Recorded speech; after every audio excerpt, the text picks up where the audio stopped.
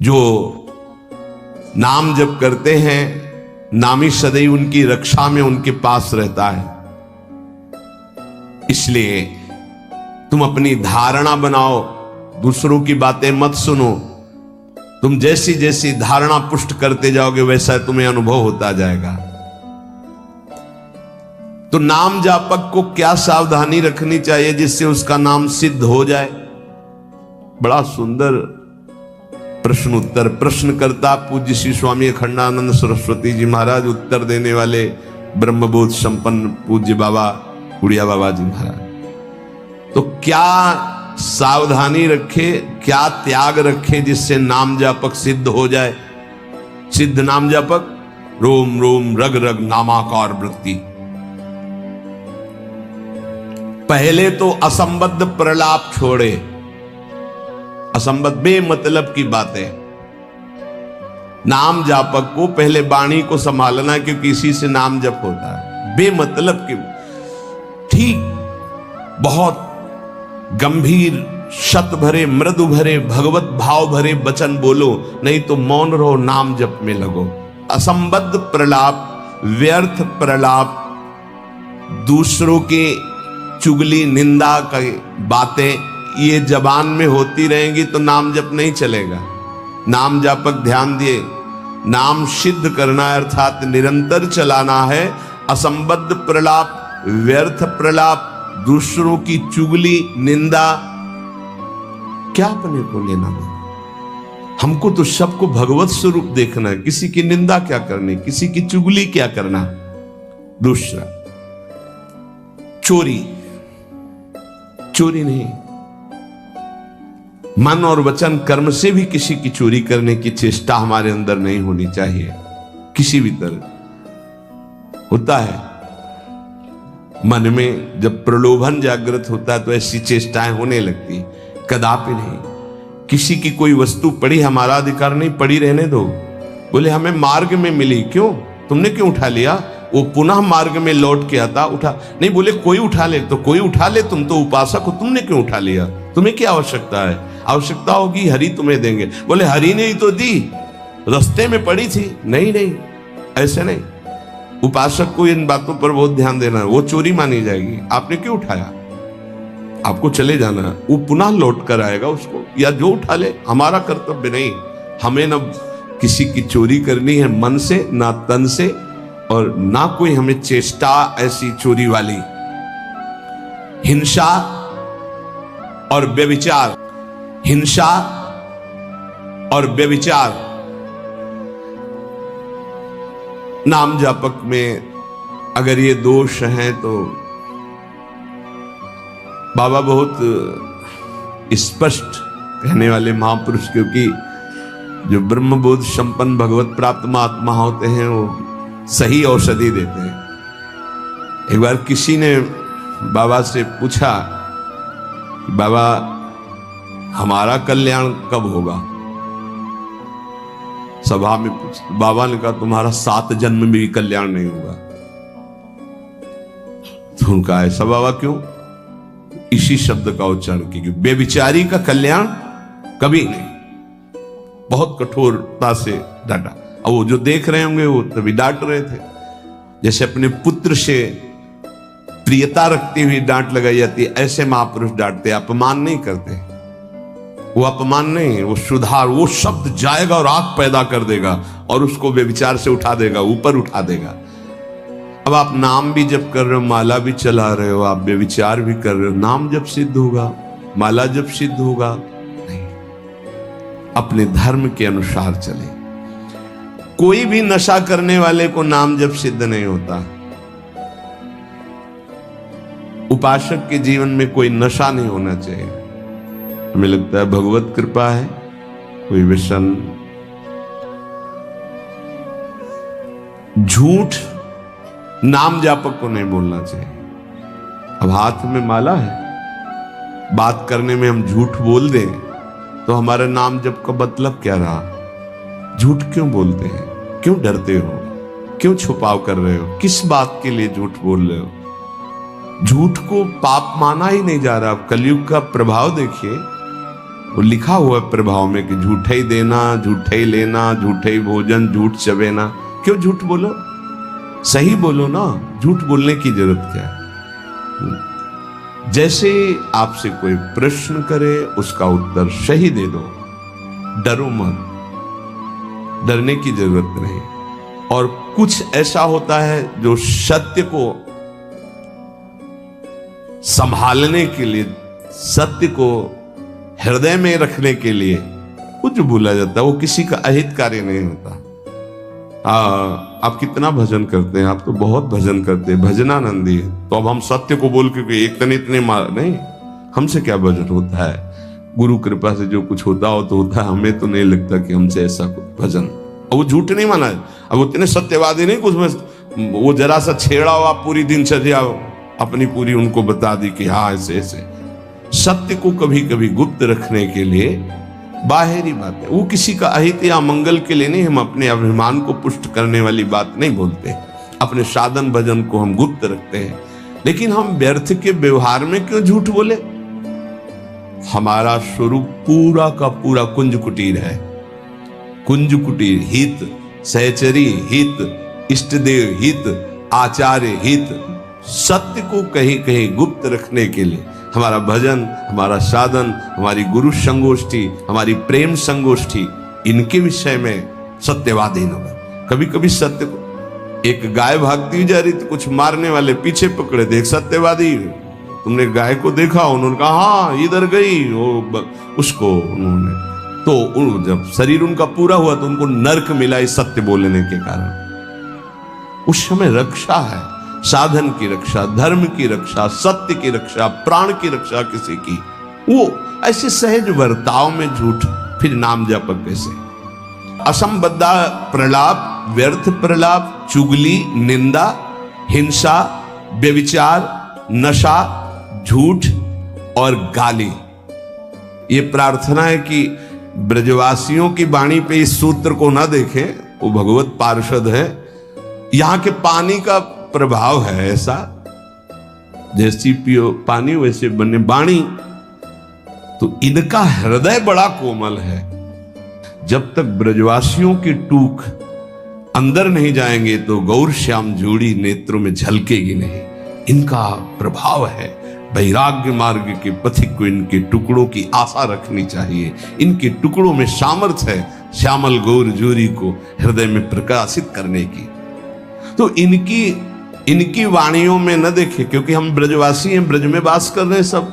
तो यहां अगर ये कि सत्संग में सुना था कि ब्रजवासी, तो उनके प्रति दोष दृष्टि बन जाएगी। ब्रजवासियों की वाणी में थोड़ी कठोरता हो, हृदय एकदम मक्खन से भी ज्यादा कोमल निर्मल होता है। ये भगवत पार्षद है, ये ठाकुर जी को भी कुछ नहीं समझते।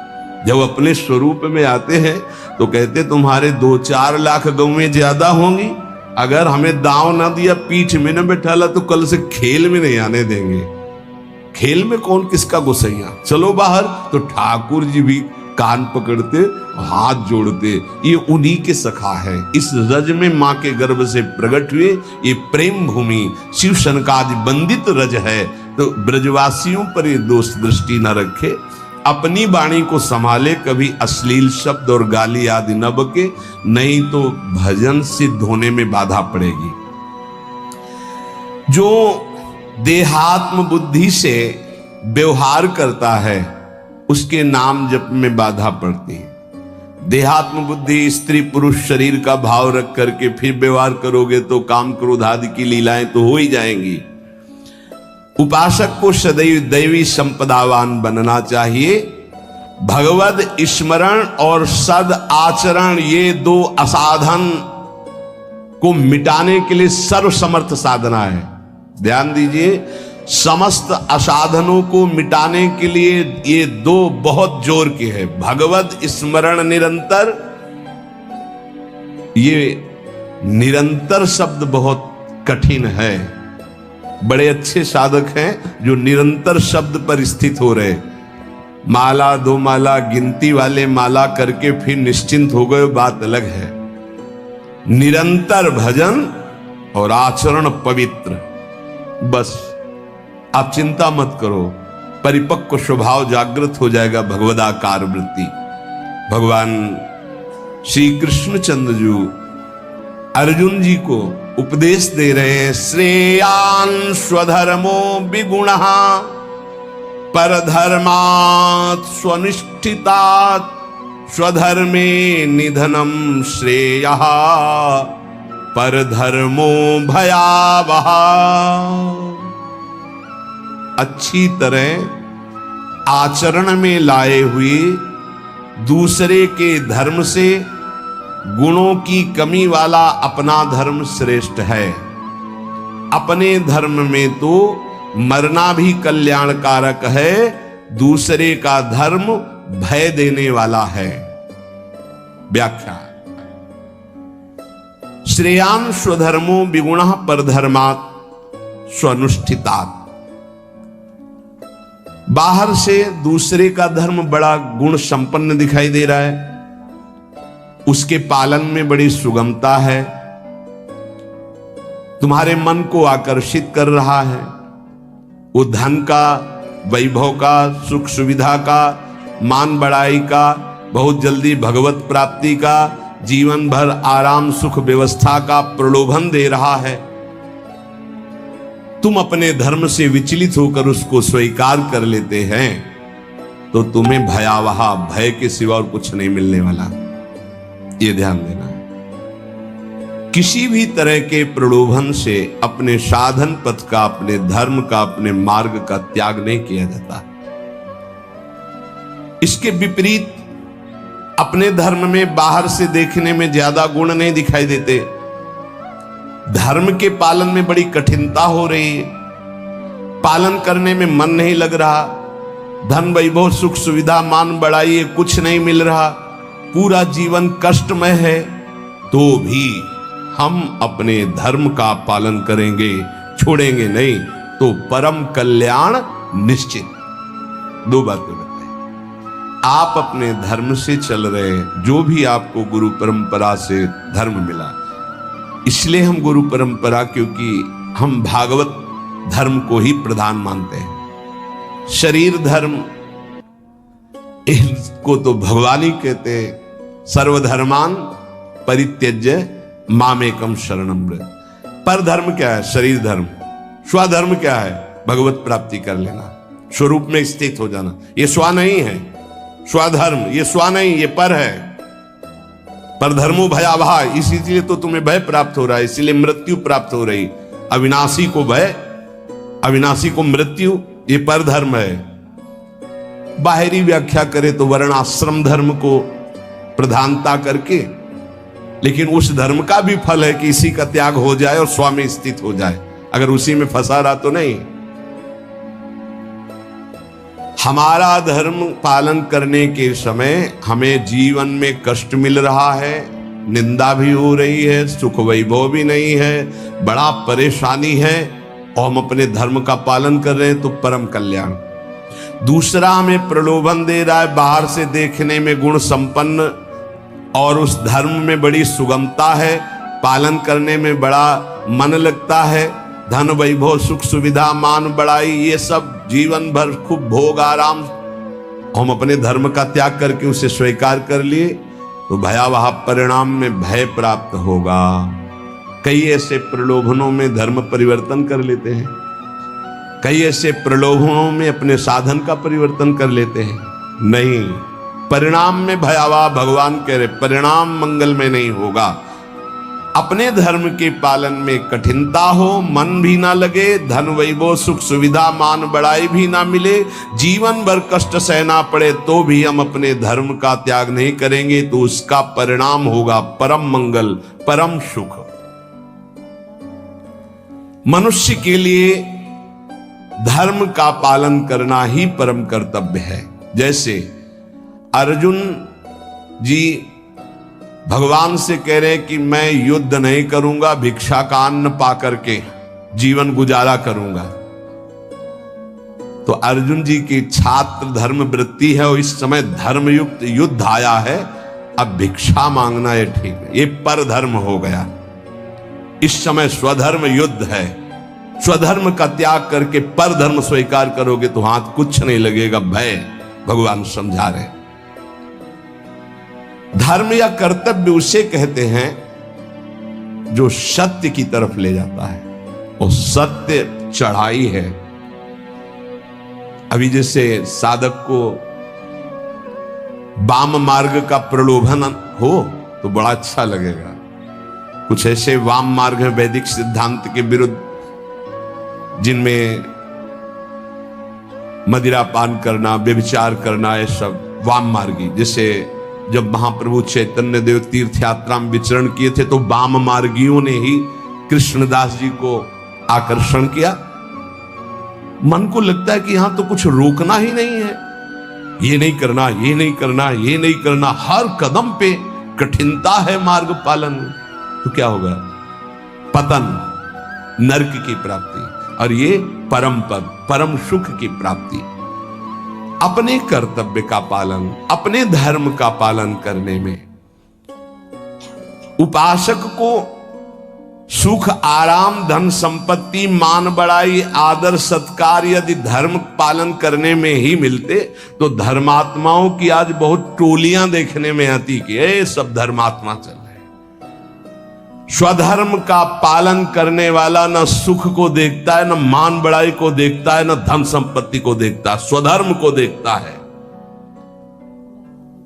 शास्त्र आज्ञा धर्म पालन के लिए प्रमाण होती कि तुम्हारा धर्म क्या, उसके लिए शास्त्र आज्ञा क्या, उसका पालन करना है। सुख सुविधा, मान बढ़ाई, धन संपत्ति, ये धर्म पालन करने वाले नहीं देखते कि इस धर्म के पालन करने में तो ऐसा ऐसा बड़ी कठिनता है, कोई सुख नहीं मिला। अब हम ये स्वीकार करते हैं और उसमें रुपया पैसा मिल रहा, सुख सुविधाएं, मनमानी भोग आचरण। भगवान सावधान कर रहे हैं। स्वधर्म पालन, कर्तव्य पालन में भारी से भारी कष्ट उठाया जाता है, तब उसकी आध्यात्मिक उन्नति, भागवतिक उन्नति होती है। जो धर्म पालन करता है उसे कष्ट नहीं अनुभव में आता, उसका भारी तप बन जाता है, और तपस्वी पुरुष की आध्यात्मिक और लौकिक दोनों उन्नति बहुत जोर की होती है। कर्तव्य अपने धर्म के पालन के लिए किया जाता है, इसलिए उसको दुख नहीं होता कि हम आपके लिए जो बर्ताव कर रहे हैं अपने धर्म का पालन करने का, अब आप जो बोले, जैसा व्यवहार, हमें उससे लेना देना नहीं, हमें अपने कर्तव्य का पालन करना है। श्री भगवान कह रहे हैं, वास्तविक स्वधर्म किसे कहते हैं? तुम मेरे अंश हो, परमात्मा के अंश हो, इसलिए तुम्हारा स्वधर्म है स्वरूप में स्थित होना, देह में स्थित होना नहीं। वही जहां से प्रारंभ किया। यदि ये मानव देह प्राप्त करके भगवत प्राप्ति नहीं कर पाए तो क्या स्वधर्म? इसीलिए गोस्वामी जी कहते, सो सब धर्म करम जरि जाऊ, जहाना राम पद पंकज भाऊ। वो सब धर्म कर्म में आग लग जाए जिसमें श्री भगवान के चरणों में प्रेम ना प्रकट हो पाए, क्या फायदा उस धर्म कर्म से? अपने को शरीर मान करके जो धर्म किया जाता है, सही माने में उस धर्म का फल है कि स्वरूप में आ जाओ। अगर नहीं आए तो शरीर धर्म का कोई ये नाशवान शरीर में नहीं हूं। हां, इसका पालन करने का फल है कि इससे वैराग्य हो जाए। शरीर के धर्म का पालन करने का फल है कि शरीर से वैराग्य हो जाए, तभी सच्चा फल मिला। राग युक्त शरीरों के धर्म पालन से क्या लाभ मिलेगा? अपने को हम प्रभु का सेवक या जिज्ञासु, यही खास धर्म है, यही सही धर्म है। स्थूल शरीर का धर्म या मन बुद्धि का धर्म, यही तो हम मानते चले आ रहे हैं, इसी में तो हमारी दुर्गति हो रही। हमारा मन जो कहता है वही हम करते हैं, हमारी बुद्धि जो कहते हैं, ये धर्म नहीं। जो शास्त्र कहता है, जो गुरुजन कहते हैं, उसे समझो। परमात्म प्राप्ति चाह करना, यही सबसे बड़ा धर्म है। मुझे इस जन्म में भगवत प्राप्ति हो जाए। परमात्म प्राप्ति के मार्ग में चलने वाले साधक के मन में धन, मान, बड़ाई, आदर, आराम, प्रशंसा की बिल्कुल इच्छा नहीं होना चाहिए। धन, मान आदि के मिलने पर हर्षित नहीं होना, उनके नष्ट होने पर शोकित नहीं होना। भगवत इच्छावश प्रारब्ध वशात चाहे जितनी संपत्ति बढ़ जाए, अभिमान, हर्ष नहीं होना। भगवत इच्छा प्रारब्ध वशात, दो शब्द है, भगवत इच्छा भक्त, प्रारब्ध वशात ज्ञानी। चाहे सब नष्ट हो जाए, कोई शोक नहीं। हमारा धर्म पालन, भगवत मार्ग इनके अधीन नहीं कि चार लोग बड़ाई किए तो हमारा भजन ठीक हुआ, चार निंदा करने लगे तो हमारा भजन कमजोर, और रुपया पैसा वैभव नहीं है तो बोले इनका भजन का प्रकाश क्या है। ये बाहरी संसारी व्यक्ति दर्शन करेंगे, उपासक बिल्कुल इस बात पर ना जाए। ये भगवत इच्छा प्रारब्ध के अनुसार आए या जाए, इससे कोई हर्ष और शोक नहीं होना चाहिए। इसलिए कर्तव्य रूप से प्राप्त लौकिक कार्य भी सुचारू रूप से करते हुए आध्यात्मिक वृत्ति बनाए रखे, क्योंकि स्वधर्म आध्यात्मिक वृत्ति है। परमात्म प्राप्ति का उद्देश्य यदि नहीं है तो सब कर्म व्यर्थ हैं, फंसाने वाले हैं। जो परमात्म प्राप्ति के उद्देश्य से कर्म किए जाते हैं उसी से परमात्म प्राप्ति होती है, इसलिए वही स्वधर्म है। परमात्म प्राप्ति करना ही हमारा स्वधर्म है।